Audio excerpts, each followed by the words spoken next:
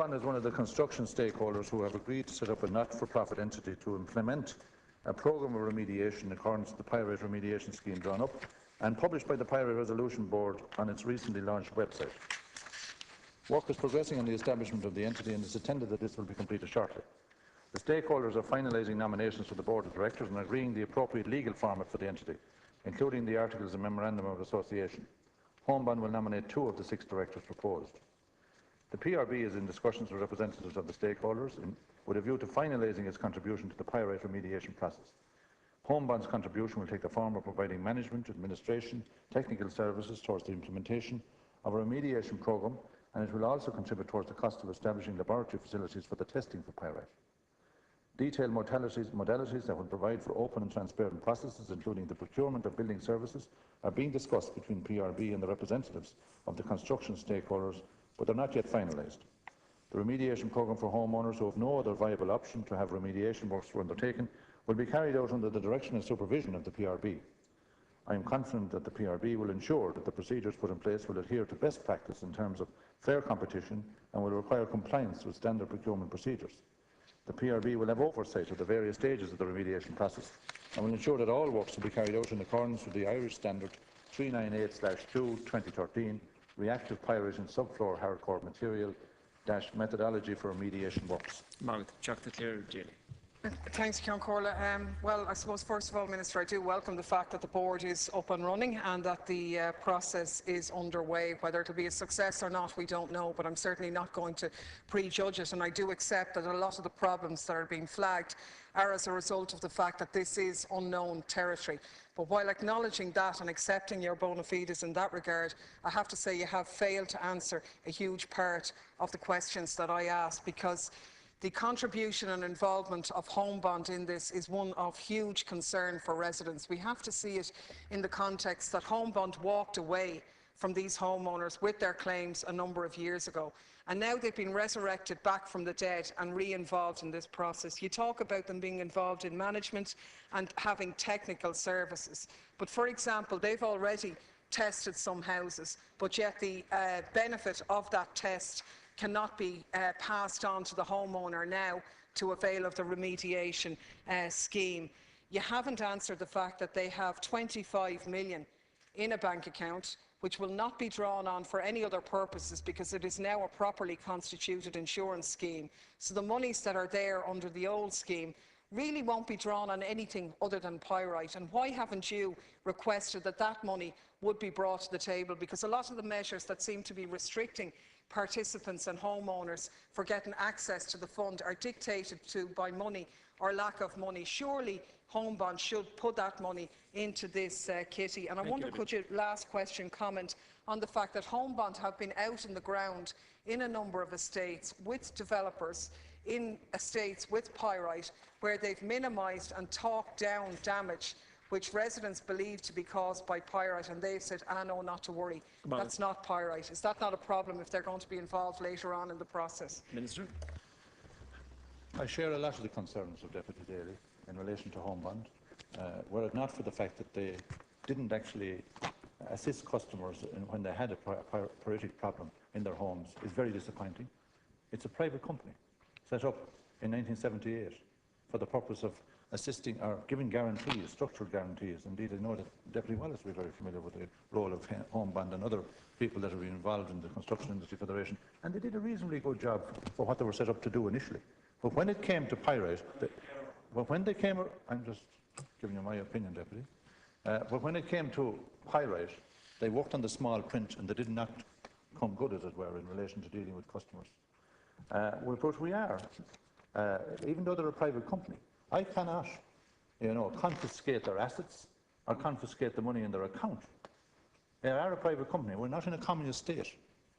But we will not allow them to walk away from engaging with the process in order to deal with their responsibilities to the people that have pyrite in their homes.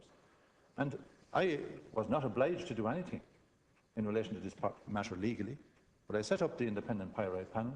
I established the facts, not the top-of-the-head remarks that were going around in relation to the vast numbers of people that were involved in this process. We established the facts in a very credible tribunal, or a panel.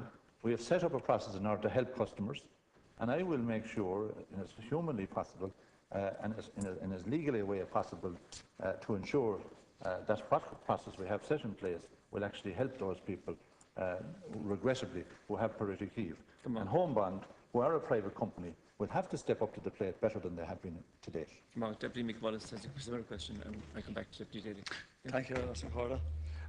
Minister, with regard to your point about Homebond being a very competent group, I'm sorry, but my experience is very different, and generally speaking, I found them leaving too much to be desired.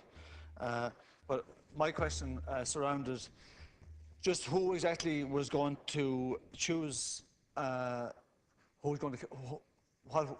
what builders or companies were going to get the opportunity to carry out remedial work, because from what I can see, the chairman of the new Pyrite group, I think he comes from Roadstone. Am I wrong? Jim for Pyremco. Of Pyremco. I mean, this would worry me a bit. I don't think these people who were actually involved in the process in any form should have any say in selecting who actually does the work. I think you need to get an independent body to actually set up a panel of construction companies and then to pick from that. But if you're going to leave it in the hands of people connected to Roadstone, connected to CIF, connected to Homebond, do you know what you're going to get? You're going to get the bigger players. And I'll tell you what, if you look back on the poor work that was done in the last 10 years in this city, the majority of it was done by the bigger players, not the smaller players. The bigger players. You need an independent group to actually decide who gets the work, because otherwise you are not going to have the fairness that you were talking about. Minister, I'll give you credit for setting up the panel and fair play, but now let's do it right. Thank you. Minister, 1 minute also. And that's why I set up the Pyrite Resolution Board, to do it right. And I have put people on that board that have expertise and credibility to make sure that this particular job is done right. And we have to set up a special purpose vehicle for to draw down the money from the banks, where stakeholders are actually represented on it.